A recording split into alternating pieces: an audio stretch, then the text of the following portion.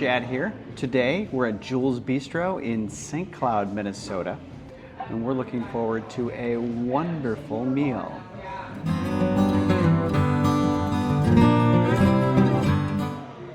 Welcome to Tasting Our Way, where we like to have our cake and eat it too. Having our cake is having you like this video, and eating it, that's a subscription. We'll look forward to this in the future. All right, to start off here, for our starter, we have chicken teriyaki lettuce cups. Let's see if I can get into there to be able to put it in the cup. I mean, I'm sure there's a magic to this, so I'm gonna try this. I wrapped the lettuce, and this is supposedly butter lettuce from Minnesota, so.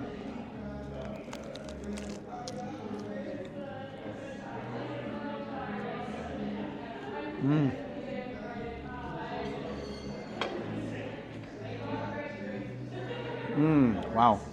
I like the teriyaki. It has a good, it's like some teriyakis can be extra salty. This has a lot of really good flavor here, but I tell you, this butter lettuce really tames down the teriyaki. Doesn't give you that super saltiness that teriyaki generally has, and that's a wonderful combination because it's so fresh with the butter lettuce. And to wash it down tonight, I have Kombucha.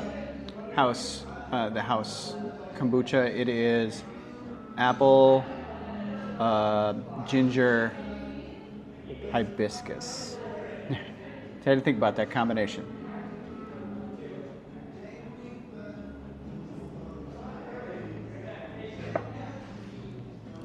Wow.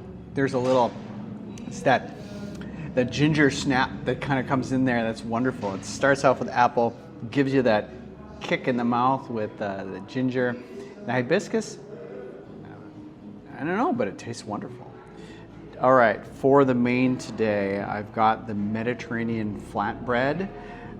It comes with sunflower oil, there's some garlic in there, artichoke hearts, sun-dried tomatoes, there's some Kalamata olives, and crumbled feta and mozzarella, top of the balsamic reduction, and fresh basil. That's what the little green bits are. I'm looking forward to this. Let me go ahead and free one of the slices, and we'll get a first taste on this.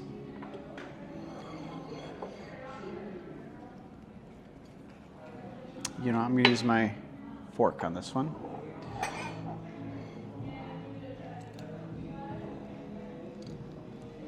At least for the first couple bites until we get closer to the crust.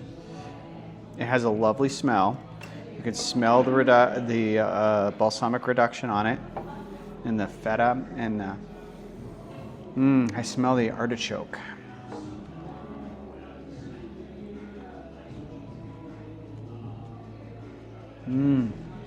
Wow. There's so many different flavors coming out from this. It's actually really flavorful, but not in a strong and spicy way, more in a diversified way. I mean, there's a lot of times you get pizzas that end up tasting exactly the same from the first bite to the last bite. And what we have here is we have a variety of flavors, textures, smells. The aroma is just amazing. And it's all spread around, so you don't get the same impression with every bite, it seems. And there's the basil coming forward. The sweetness of the sun-dried tomato. If you reach the portion of the show where I can pick up the pizza, you can obviously see the artichoke right there.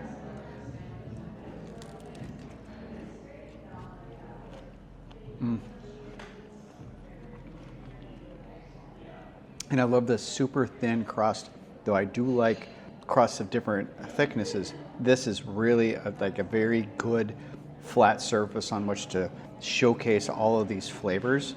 And they're very, like I said, very diversified in its flavor profile.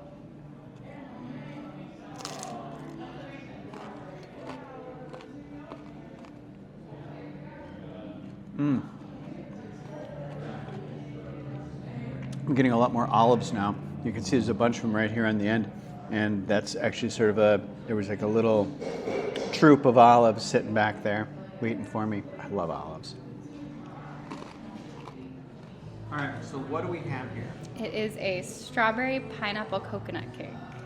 Okay, strawberry pineapple coconut. This looks really amazing. I saw it, I said, I have to try this cake because it's all the show. Look at that. I mean, thank you. For scale, that's a big piece of cake. Let's go ahead and take a chunk out of here and see what it tastes like. I lost all the frosting. Sad day of cake eating.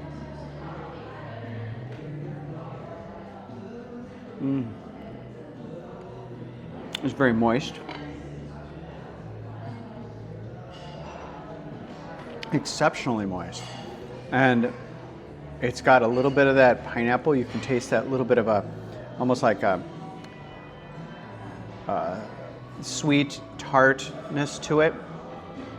And a little bit of the coconut shavings inside there. That's all part of the frosting, riding between the layers of cake.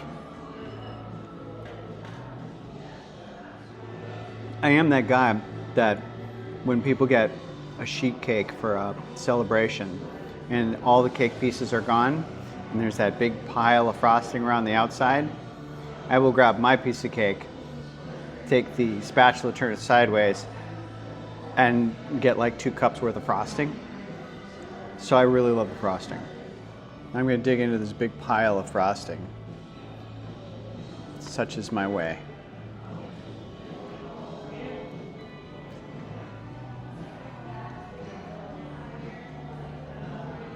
There it is. It's like heaven. Let's start from the beginning.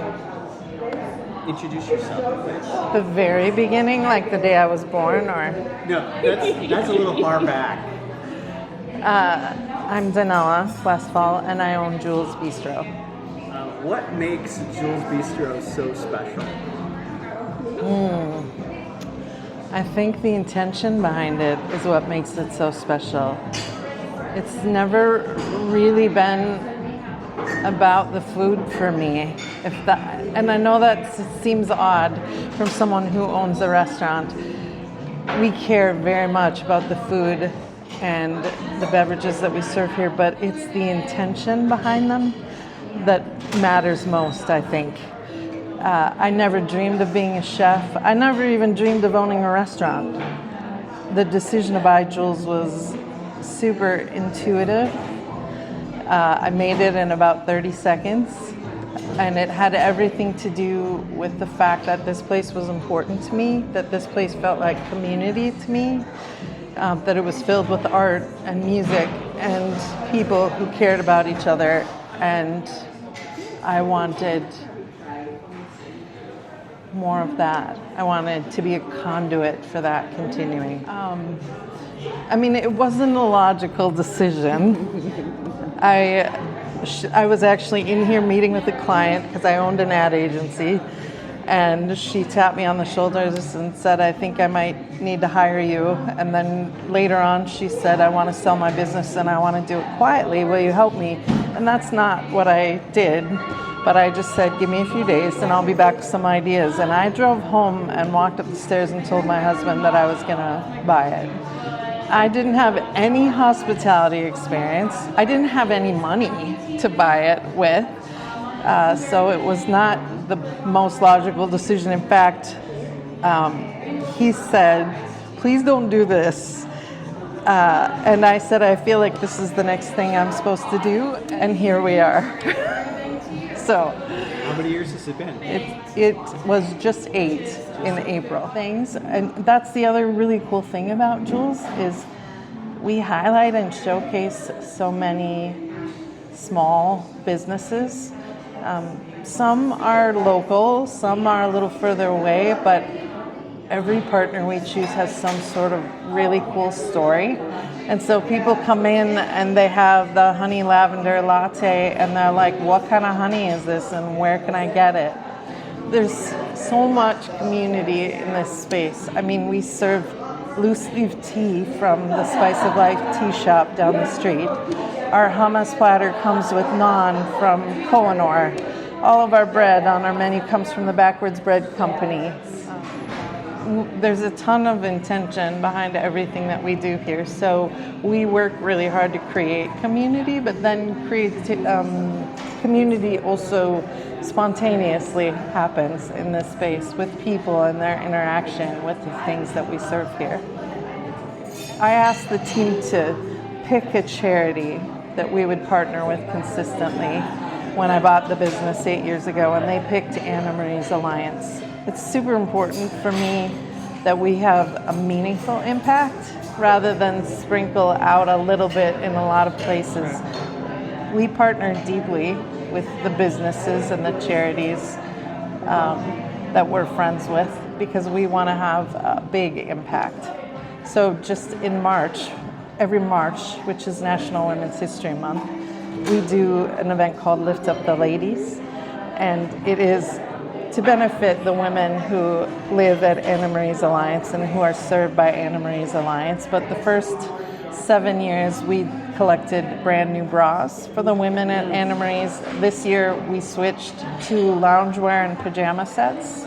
So during the month of March, we collected over 350 brand new pajama and loungewear sets. Connectedness is super important to me, and creativity. Our core values are creativity, community, and kindness. And with Lift Up the Ladies, I let our head chef create completely new menus. I let him experiment with food, encourage him to actually. So it's fun, new food. The people who are here know we want their feedback. We want to know what they like, don't like, what we should think about adding to the menu or not adding to the menu. So when we can figure out a way to bring those core values all together in the same space and place, that's winning for me. It is magical. It really is.